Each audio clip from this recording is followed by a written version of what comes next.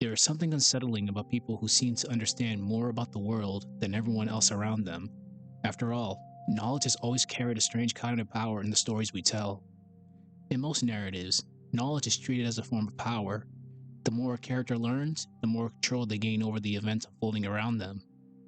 But Karen no Kyoukai treats that idea differently. In this world, understanding the supernatural rarely makes things easier. Instead, it reveals how fragile reality is, and how ordinary lives can shatter under forces most people never notice. That's where we begin to see Toko Aozaki shaping events. When we first encounter her in Karen no Kyoukai, she is already established in her role. The narrative spends little time explaining who she is or why she can handle the situations that arise throughout the films. Instead, she is presented as someone who already understands the situations that other characters struggle to deal with. While Ryogi is forced into direct conflicts with those events and Kokoto tries to make sense of the people caught in them, Toko approaches the same problems with a more analytical position. She studies, explains, and provides the framework that allows the others to understand what they are dealing with in the first place. In many of these incidents, Toko functions as an investigator behind the scenes, examining supernatural phenomena and identifying their causes. Philosopher Friedrich Nietzsche once wrote, "If you gaze long into an abyss, the abyss also gazes into you." What he meant is simple. The longer someone spends looking into the darkness, the more that darkness begins to shape the person staring into it. And in Karen no Kyokai, Toko demonstrates expertise in areas of the world most characters can never perceive. Before examining her role in the story, it helps to understand the world she operates in and the kind of problems that require someone like Toko in the first place. In Karen no Kyokai, Toko exists in the narrative as a constant presence within the unfolding events. She is repeatedly shown interacting with Ryogi and Kokoto, providing information, explanations, and practical support whenever a supernatural event occurs. The films establish her as someone whose knowledge and abilities are relied upon without pausing to narrate her history or motives. Across multiple films, Toko appears in the background, her presence tied to the progression of the story. She attends to incidents that involve unexplained deaths, odd occurrences, or magical phenomena, contributing through her actions and experience. These appearances establish her as someone integrated into the events, capable of handling things the main characters cannot. Even when not directly in focus, her presence shapes the story's developments. She moves through the environment with purpose, engages with other characters to clarify situations, and participates in the resolution of key events. Every on screen appearance underscores her role, a professional, competent figure whose presence is essential. Toko's recurring involvement across several films demonstrates her consistent function within the narrative. Each scene she appears in contributes to the story while giving subtle hints of her skills. Her presence sets the stage for understanding her skills and capabilities, which the films depict as the foundation of her role in resolving and explaining supernatural events. Toko's role in Karen no Kyokai is defined by her actions on screen, and the films are deliberate in how they present her abilities. She is consistently depicted as a figure of expertise, whose presence directly influences the progression of events. Her skills are rarely described abstractly, instead, they are demonstrated through actions throughout the films. One of the clearest examples of this expertise appears in the prosthetic arm she creates for Ryogi, carefully engineered replacement that allows Ryogi to function after the loss of her original arm. Throughout the films, Toko is repeatedly involved in situations where Ryogi and Kokoto face unexplained or dangerous phenomena. The films show her applying her knowledge and precision to assist them. She identifies the nature of the incidents, assesses the circumstances, and intervenes in ways that are observable to the audience. Every time she acts, films emphasize effectiveness and necessity, demonstrating her as an invaluable ally to Ryogi and Kokoto. Her skills are displayed in both subtle and decisive ways. Whether arranging protective measures, setting up devices, or performing tasks linked to supernatural occurrences, we see her work produce immediate results, and the films presents her as calm, deliberate, and confident. This consistency communicates her skill set without relying on exposition or speculative narration. Importantly, the films never suggest that she is omnipotent. Each scene presents limitations. She responds only to what is immediately required, and the outcomes of her actions are tied to the plot rather than her personal goals. The films also reveal that Toko has prepared multiple puppet bodies capable of replacing her physical form, allowing her to continue even after a fatal injury. Toko's capabilities are established not just through statements, but through her influence on the narrative. She is someone whose knowledge and skill are trusted by other characters, and whose actions shape the story's outcomes. Her on screen demonstrations form the foundation for understanding her significance in the series, and set the stage for exploring her relationship with those around her. Toko's relationships in Karen no Kyokai are defined primarily through interaction and collaboration. The films depict her primarily in connection with Ryogi and Kokoto. With Ryogi, Toko is a source of guidance and expertise.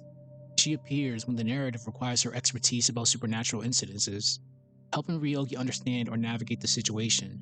The films do not emphasize mentorship, but Ryogi can count on Toko for practical knowledge and assistance. This relationship is professional and functional. Her relationship with Kokoto is similarly defined by collaboration. The films show Kokoto consulting her during investigations, valuing her insight in navigating abnormal circumstances. Their interactions are consistent across multiple films. Toko offers clarity, Kokoto applies it. The films show the relationship as both professional and casual. Occasionally, Toko interacts with other characters indirectly, such as appearing at sites of incidents or offering advice that informs the protagonist's decisions. These moments reinforce her as a connective figure in the story, someone whose presence and expertise shape how the narrative unfolds without requiring backstory and exposition. Toko's role is anchored in practicality. She assesses situations, offers guidance to Ryogi and Kokoto, and ensures that the tools and knowledge necessary to confront the unknown are available. The films do not depict her performing feats beyond the immediate requirements of the narrative. Her power is shown only through the results of her actions. This careful balance highlights her as a stabilizing force in the narrative without taking too much away from the other characters. Yet her importance extends beyond simple problem solving. By guiding the protagonist, she mediates the story's tension between human fragility and the supernatural. She is never fully in the spotlight, but her presence ensures that the narrative maintains coherence. Without Toko's skill and judgment, the events of the films could spiral into chaos, leaving Ryogi and Kokoto in scenarios that they could not navigate by themselves. In this way, Toko's role is subtle, but essential. The Touko Aozaki we see in Karen no Kyoukai matters because she operates in spaces where most of the characters in the story cannot. She is never the center of drama, never the one whose choices drive the narrative in a flashy or overt way. When Ryogi faces threats, when reality itself seems to fracture around Kokoto, it is Toko who ensures that the situation remains manageable. The films never show her thoughts in detail, yet her actions communicate skill and precision, along with the understanding of forces that the main characters barely grasp. What makes this version of Toko significant is that she embodies restraint. She doesn't act for recognition and is never the center of attention, yet her actions carry weight. Every time she steps in to guide Ryogi or Kokoto, she helps shape the story in her own way. Toko's importance in this version is subtle, measured, and persistent. She reminds us that in a world filled with violence, death, supernatural, and uncertainty, not all influence needs to shout to be felt. She matters because she preserves order, channels the protagonist's actions, and anchors the story in a reality where skill, knowledge, and human judgment coexist with tragedy. Her impact is observable not in spectacle, but in the moments where her actions help resolve chaotic situations. Toko's presence in Karen no Kyoukai carries weight beyond her immediate actions. She represents the subtle but crucial forces that shapes the story's world, a reminder that even in stories defined by death and supernatural violence, not all influence is loud and visible. She embodies the idea that skill, knowledge, and judgment can guide outcomes in a universe that is unpredictable and dangerous. Her role, in a sense, emphasizes the fragility of perception and control. The protagonist faces events that defy understanding, yet Toko's actions provide structure without removing the danger. Even as a supporting figure to Ryogi, her presence underscores the story's exploration of choice, consequence, and inevitability. The complex relationship with her sister Alko adds another layer. While not spoken outright in the films, it reflects the complexity of human relationships. We as fans of the various Type Moon works are aware of the strained relationship, but it's not a core angle in these films. But there are subtle hints of resentment which show that even those who are capable, experienced, and skilled are shaped by family, expectation, and personal history. Toko's quiet resentment and careful navigation of this relationship remind us that personal and professional pressures coexist, often unseen, influencing decisions and outcomes in ways that ripple through the narrative. More broadly, she represents a recurring motif in Type Moon stories, the quiet, competent figure whose presence ensures that the chaotic nature of the story remains manageable. Her actions, though restrained, are essential to the narrative, highlighting that control, judgment, and subtle action often carry as much narrative weight as dramatic displays of power. Through her, the films reinforce a somber reality within the Nasuverse, that knowledge and skill are valuable, but they are never enough to eliminate the tragedy entirely. Toko's significance extends beyond the plot's mechanics. She embodies restraint, responsibility, and the burden of knowledge. Her presence reminds the audience that even in worlds full of horror and moral complexity, there are figures who help maintain order, not by dominating events, but by guiding others through them. Her actions and choices resonate beyond the scenes in which she appears, leaving a lingering impression that knowledge, Calm judgment and subtle influence can shape a story as much as any overt act of power. Throughout the Kara no Kyoukai films, Toko is precise, measured, and competent, appearing only when her skill and judgment are required. She guides Ryogi and Kokuto through circumstances that they cannot fully comprehend. Her actions, though understated, carry profound consequences. The story would unravel without her actions. Yet she remains unseen, though her impact is felt even when she's not around. Her connection to Aoko further deepens this role. The film hints at subtle resentment. This interpersonal dynamic colors Toko's presence, reminding us that even figures defined by skill and calm judgment are shaped by history, family, and burdens.